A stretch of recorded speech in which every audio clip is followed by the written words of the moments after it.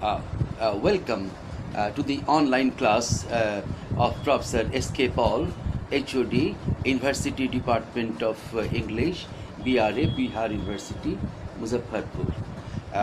Good afternoon, the PhD scholars um, and and PG semester 3 also later on. Today I am going to deliver my lecture on modern novels and novelists. Modern novels and novelists. Let me begin. The modern age is essentially the age of the novel. This is the most important and popular medium in modern times.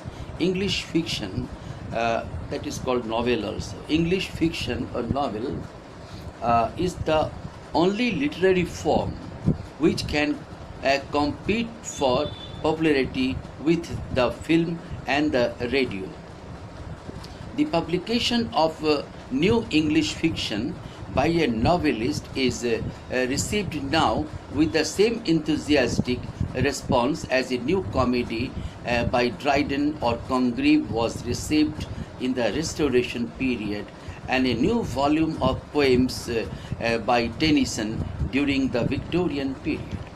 Poetry, which had for many centuries held the supreme place in the realm of literature, had lost the position. The main reason for this change is that the novel is the only literary form which meets the needs of the modern world. So, what are the characteristics of modern novel? So, first is realism. The novel of the modern age is realistic in nature.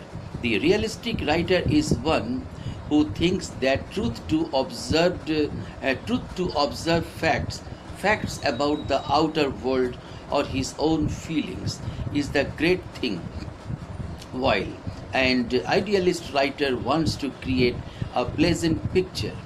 The modern novelist is realistic in this sense.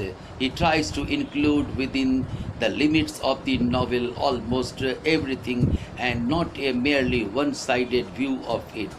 Tolstoy's War and Peace and Eliot's Middlemarch had proven that the novel can be made as flexible as life itself. The modern novelists have continued this experiment still further and are trying to make the novel more elegant and flexible. A love for romance. This is the second characteristic. Against the tendency of realism and materialism perceptible in the early years of the 20th century, with an accent on the discussion of social problems, stands the tendency for the criticism of material values and a love for sex, romance, and adventure. The note of disillusionment against the realism in fiction and too much concentration on material values of life was sounded by psychological novelists of the age like Virginia Woolf and a new critics of modern life like Samuel Butler, Huxley, Forster, etc. Samuel Butler satirized the realism of modern civilization and its insistence on machinery in air home. Virginia Woolf too severely criticized the Edwardian realism. And the third characteristic of modern novel is frank in sexual matters. That is, discussion on sex is the most characteristic feature of the modern novel. Sons and Lovers by D.H. Lawrence or Lady Chatterley's Lover by him, you see that there is an open sex discussion in the novel. And Vladimir Nabokov's Lolita, it was the theme of Lolita was on sexual discussion. During the Georgian period, a new tendency began to be perceptible in English fiction, and it centered around the glorification of sex and primal human emotions and passions. The Victorian novelists showed no interest in the naked dance of sex, and their novels they preferred married love over illegal flirtation.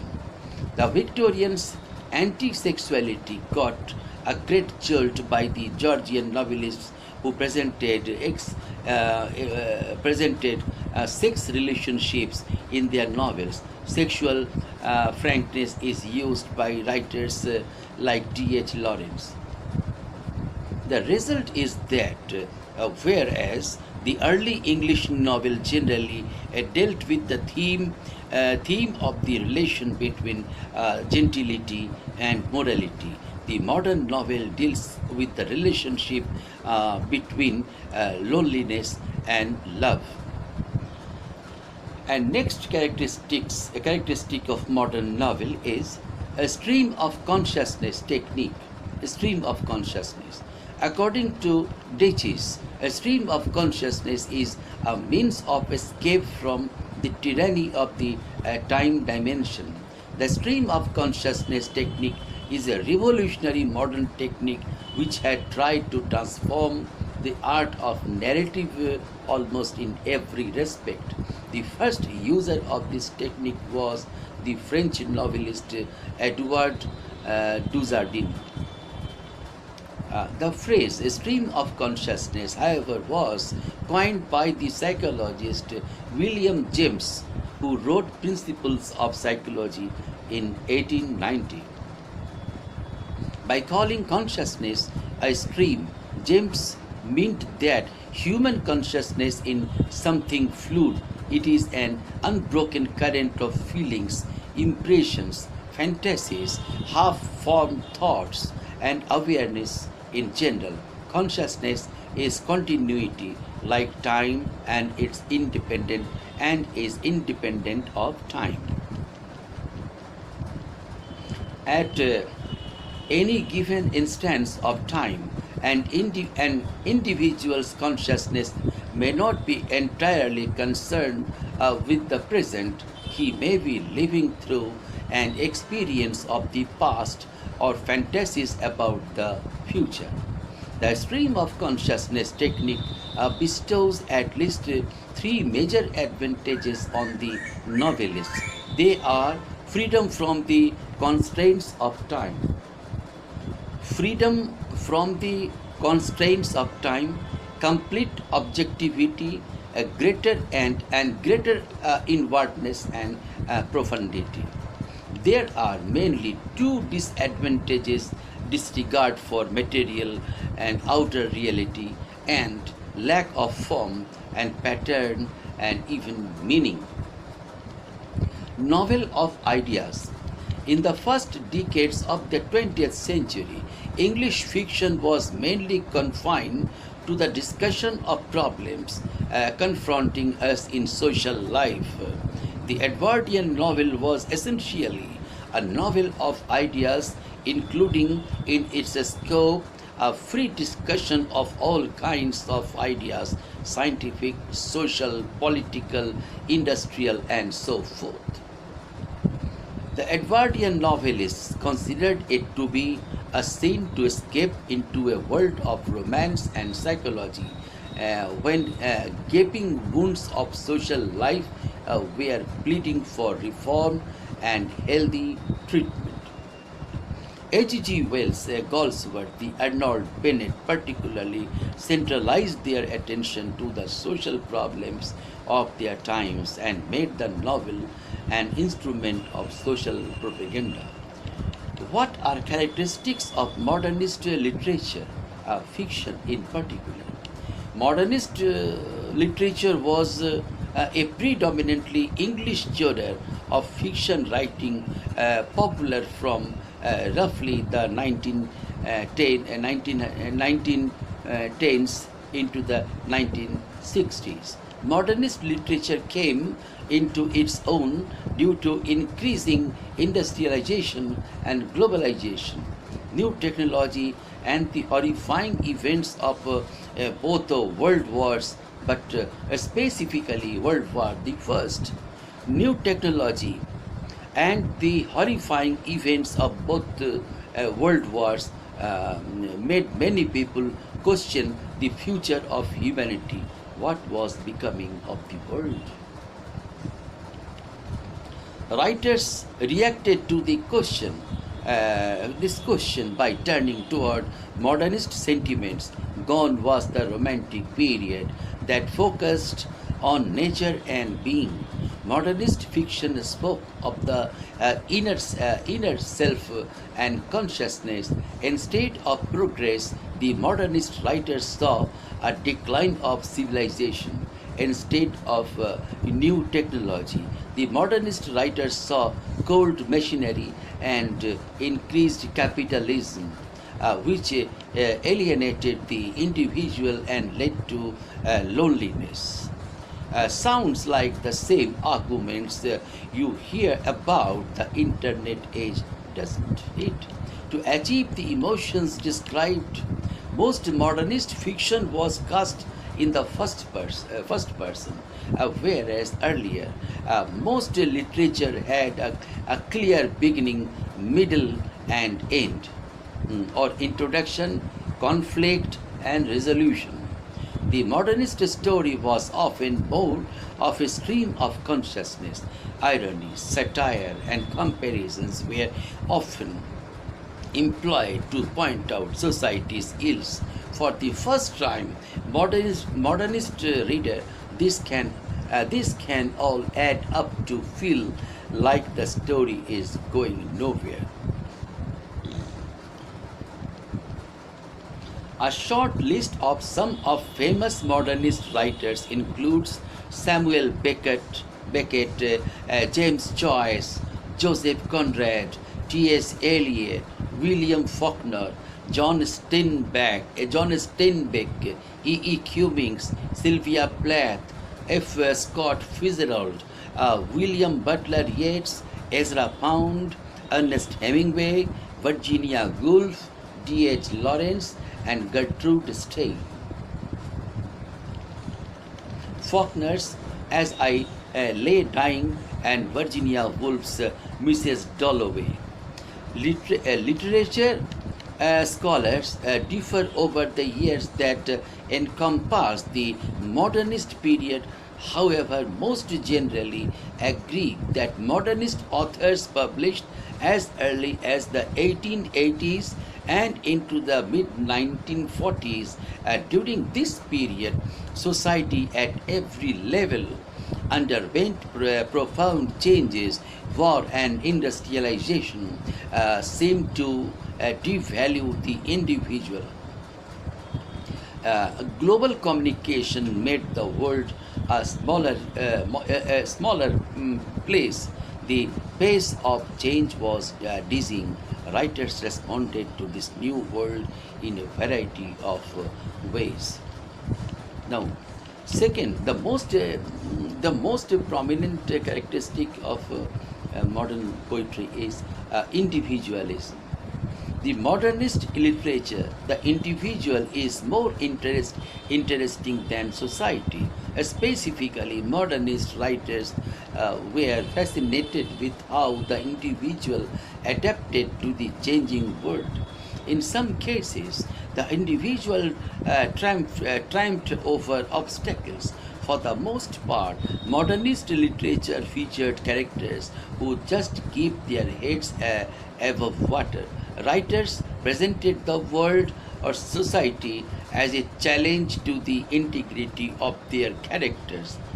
Ernest Hemingway is especially remembered for vivid characters who accepted their circumstances at face value and preserved.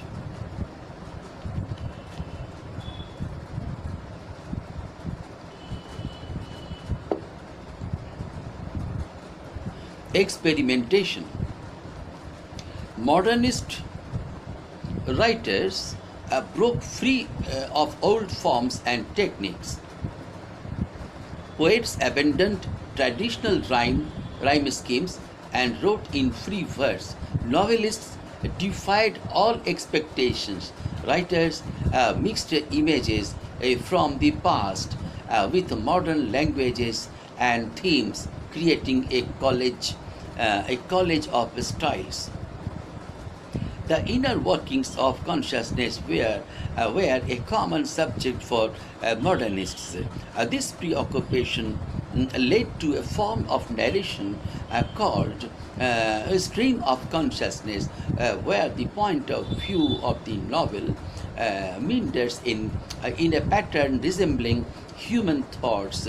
Authors like James Joyce and Virginia Woolf, along with poets T.S. Eliot and Ezra Pound, are all known for their experimental modernist works. Next characteristic is absurdity. The carnage of two world wars profoundly affected writers of the period. Several great English poets died or were wounded in World War I. At the same time, global capitalism was reorganizing society at every level. For many writers, the world was becoming a more absurd place every day. The mysteriousness of life was being lost in the rush of daily life. The senseless violence of World War II was yet more evidence that humanity had lost its way. Modernist authors depicted this absurdity in their works. Franz Kafka's The Metamorphosis, in which a traveling salesman is transformed into an insect-like creature, is an example of modern absurdism. Now, next vital point is for modern novel is symbolism. The modernist writers infused objects, people, places, and events with significant meanings. They imagined a reality with multiple layers, many of them hidden or in a sort of code. The idea of a poem as a riddle to be cracked had its beginning in the modernist period. Symbolism was not a new concept. Symbolism was not a new concept in literature, but the modernists' particular use of symbols was an innovation. They left much more to the reader's imagination than earlier writers, leading to open-ended narratives with multiple interpretations. For example, James Joyce's Ulysses incorporates distinctive open-ended symbols in each chapter. Formalism. Writers of the modernist period saw literature more as a craft than of a flowering of creativity. They believed that poems and novels were constructed from smaller parts instead of the organic internal process that that earlier generations had described. The idea of literature as craft fed the modernists' desire for creativity and originality. Modernist poetry often includes foreign languages, a dense vocabulary, and invented words. The poet E. Cummings abandoned all structure and spread his words all across the page. Moderation. John Dryden is so much the dominant figure of Restoration poetry that the poetry is often referred to as the Age of Dryden. His poetry, like the rest of Restoration poetry, is realistic, satirical, and moderate It is written in the form of heroic couplets, rhyming pairs of iambic pentameter lines, also characteristic of epic poetry. Restoration poetry is considered moderate in the way it emphasizes precision or the economical use of language and words. Realism. The two lasting contributions of the Restoration period on English literature are realism and preciseness. Writers have focused on creating vivid and realistic portrayals of the corruption they saw in their society. I have told you about realism or symbolism in novels. Now I tell you about realism, reason, and individualism in poetry, because they may be combined later on. Reason. Reason is an element from restoration poetry. One of restoration poetry's other important themes is reason. Instead of focusing on metaphysical ideas, which a lot of poetry prior to this period had relied upon, poetry during the Restoration was inspired by the many scientific advances. Advances. Cubism, cubic art in modernist literature. This is a very common name, a prime catchword. Cubism was principally a movement in the visual arts in the early 20th century, as spearheaded by Pablo Picasso and Georges Braque. These painters explored new forms of expression by emphasizing subjective and mental experience over objective sensible experience, fragmentation and over linear plotting, and multiple perspectives over singular perspective. The movement influenced modernist novelists and poets of the same time period, such as Virginia Woolf, James Joyce, Gertrude Stein, and William Faulkner, who used Cubist elements in their writing to push the boundaries of literary portraiture. Internal landscape. Coming of groundbreaking advances in the social sciences, particularly the theories of Sigmund Freud, Cubists were more concerned with the internal landscape of the individual than the external landscape of the objective world. Likewise, the psyche of the subconscious, the conscious intellect, and creative abstraction itself all became more important in modernist literature than the more objective, one-dimensional portraiture of the Victorian period that preceded it. In a portrait of the artist as a young man, James Joyce plumbed the internal depths of his protagonist, Stephen Dedalus, discovering a vivid and varied inner life that would come to characterize his later, more experimental novels. His soul was swooning into some new world, fantastic, dim, uncertain as undersea, traversed by cloudy shapes and beings. I will discuss a stream of consciousness again in other manner. The Cubists' exploration of the mind through visual arts led many writers to do the same through words and sentence structure. Whereas previous modes of writing had relied on logic and clarity to convey information, modernist writers tried to portray thought as it happened randomly and illogically. This method This method became known as a stream of consciousness. One of the great pioneers of this method was Virginia Woolf. In her groundbreaking novel Mrs. Dalloway, she captured the streaming thoughts of multiple characters. For example, early in the novel, Woolf traces the random and erratic thoughts of Septimus, a war-scarred visionary on the verge of complete madness. Men must not cut down trees. There is a God. He noted such revelations on the backs of envelopes change the world. No one kills from hatred. No one kills from hatred.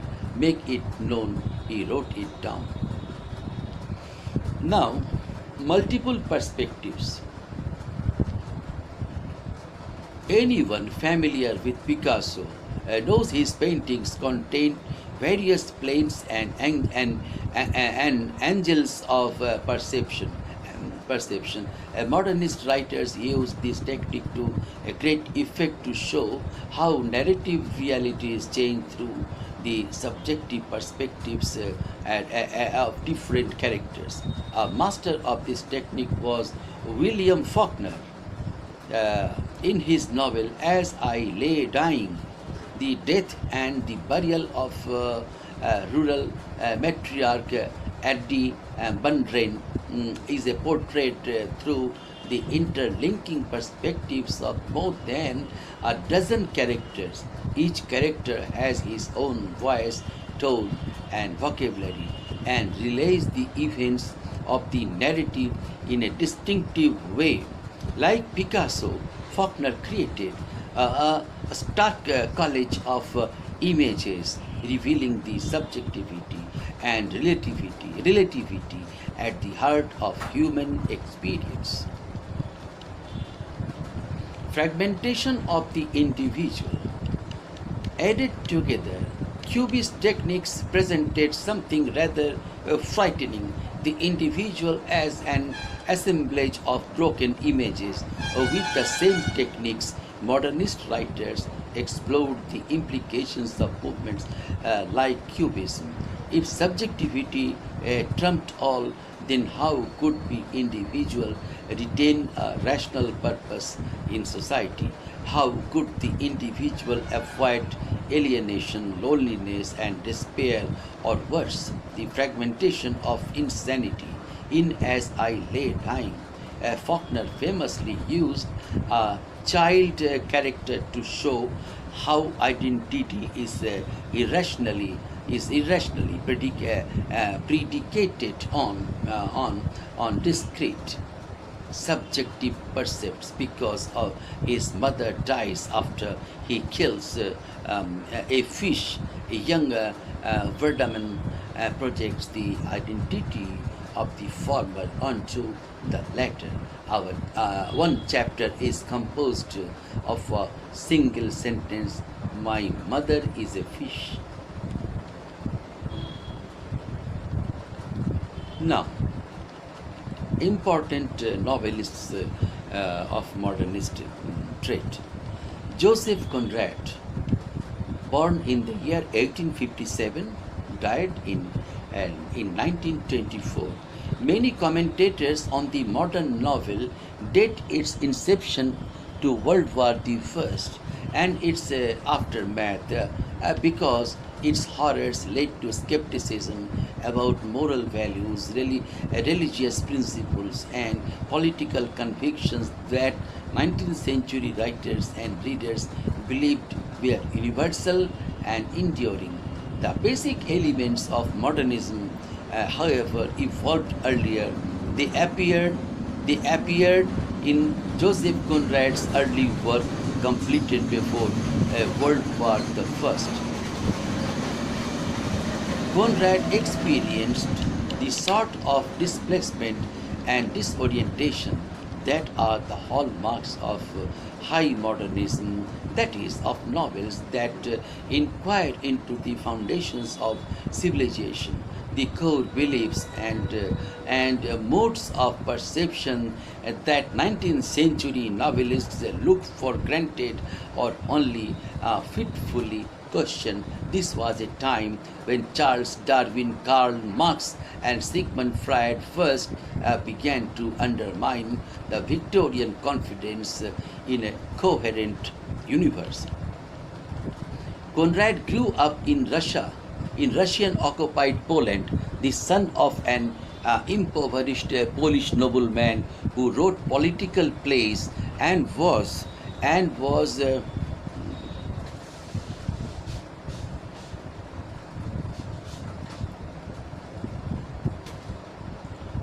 persecuted by the Russians. Early on, Conrad absorbed the devastating history of Poland and an enlightened country that had been partitioned by Prussia, and the Austro-Hungarian Empire, and had risen against its oppressors in several futile rebellions. Conrad left his native land and went to sea, deciding several years later to re-establish himself in England and pursue writing as a career. Conrad doubted the Victorian notion of progress. His novels, such as Heart of Darkness, 1899 serial, and 1902 book, reminded the British that their island nation had once been a part of the Roman Empire, and that the British movement in history, its pride in the achievements of imperialism, might be just that movement. Conrad ridiculed the European nation that its economy and political structures would prevail in history. He exposed the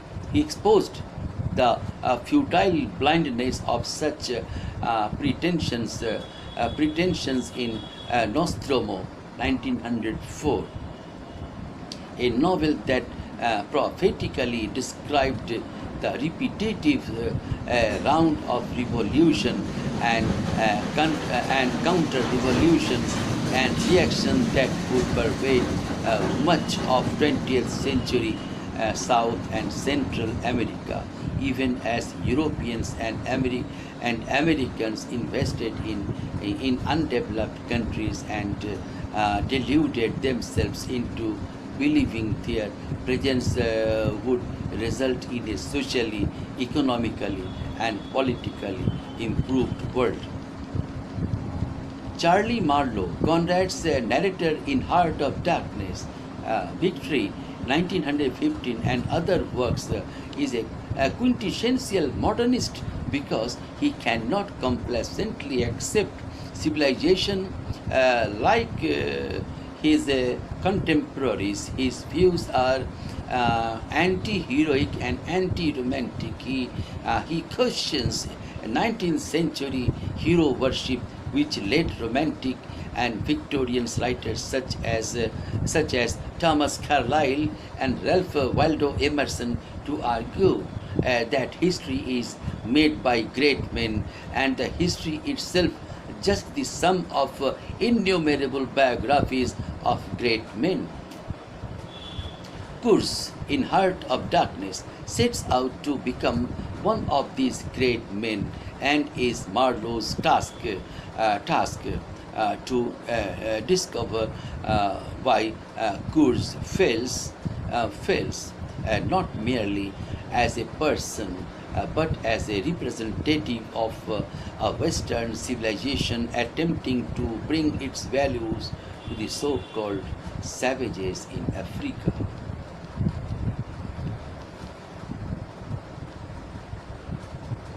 Conrad's contribution to the modern novel is enormous. He brought a brooding, musing sensibility to narrative and an awareness of the way human consciousness feeds on itself and elaborates whole worlds rather than just describing them.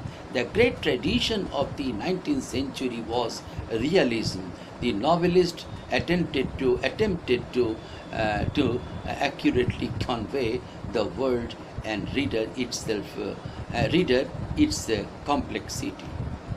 Now, Marshall Prowsed, Marshall Prowsed, 1871 to 1922.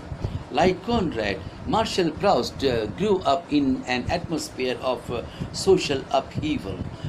The Commune of Paris, a popular uprising for a more democratic government, had failed in the year of the novelist's birth, and France had been defeated in a war by Prussia.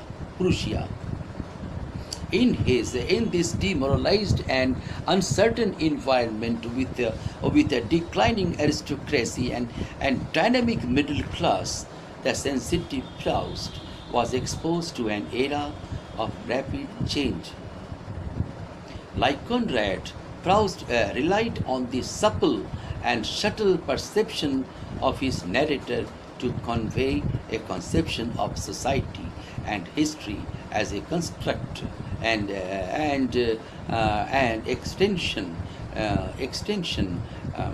of the human ego, filtered through the sensibility of the artist. Proust could describe a town, a group of people, a country setting in the manner of a realist, yet it was his attention to language that made the descriptions stand out. Unlike the realist, in other words, Proust was not merely imitating nature to render an accurate picture of it. Rather, he heightened sense of thought and exquisite attention to style. Proust's masterpiece, Remembrance of Things Past, it was published in 1913, is a standard modernist work focusing on time and history as a subjects in themselves. Proust's narrator is concerned not solely with the memories but with the way he remembers and with how others formulate their sense of the past and present. In Proust, human identity itself becomes a product of language, and thus the artist becomes not merely a reporter as in the realist tradition, but also a symbolist. That is, the writer fastens on those subjects, scenes, and anecdotes that are shaped to define the way his or her characters live and think of their lives. Now, next novelist, James Joyce, from 1882 to 1941.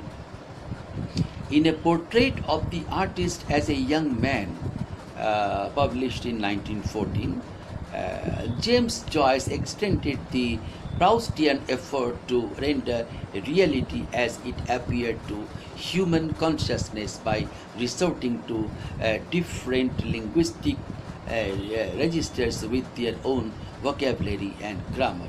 Thus, the child Stephen Dedalus emerges with his own language in the opening passage about the moo cow. Joyce is not merely describing a child's world or picturing that world from the child's point of view, as Charles Dickens does a great expectations serial. For example, on the contrary, James inhabits a child's world using the child's words and phrases to create a sense of immediacy, of what critics have called a stream of consciousness. Reality is not there to be observed, but rather to be created in the child's mind. Stephen is the artist already making up stories in his unusual style. The modern novelist captures the fluid nature of perception as it is enacted in the mind.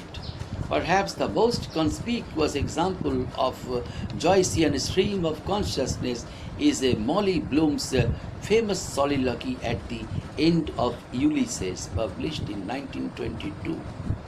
Joyce delves into Molly's private thoughts and feelings as she lies in bed dwelling on her lovers and her husband's behavior as well as on her own cravings for sex. Her constant repetition of the word yes to convey her obsessive desire shocked many of Joyce's contemporaries. He was breaking new ground in fiction, announcing in effect that what made the novel modern was the novelist's willingness to deal explicitly with subjects that heretofore had been deemed illicit, and the province of pornographers.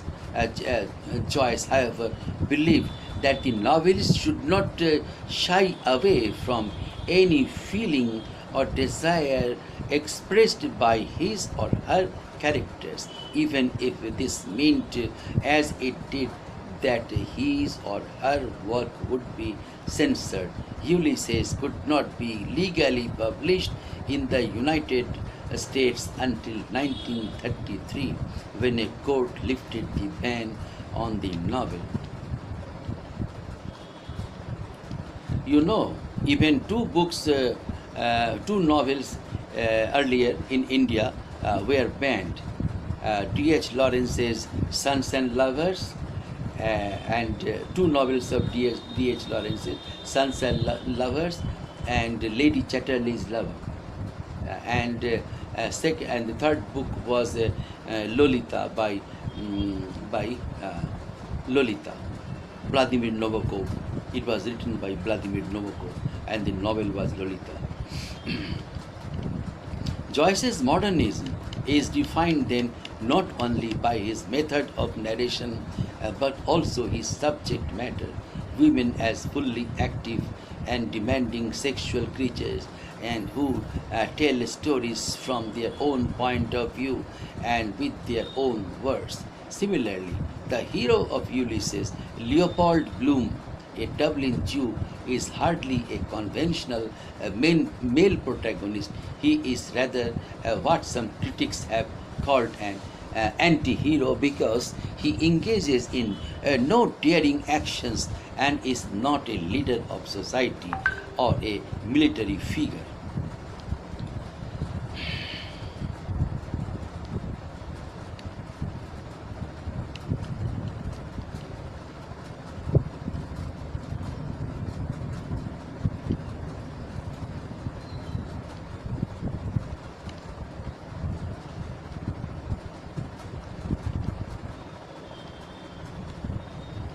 Like Prowsed, Joyce exercised a sort of sovereignty over his material, a superiority over the requirements of both classical literature in the form of epics such as Homer's Odyssey, 1800 BC, and 19th century realism, which took society as a given, a template on which to place characters. Joyce's characters are alluring not because of what they do, but because of the Joyce's invents them, endowing them with an interior language rather than just with certain mannerisms and tics.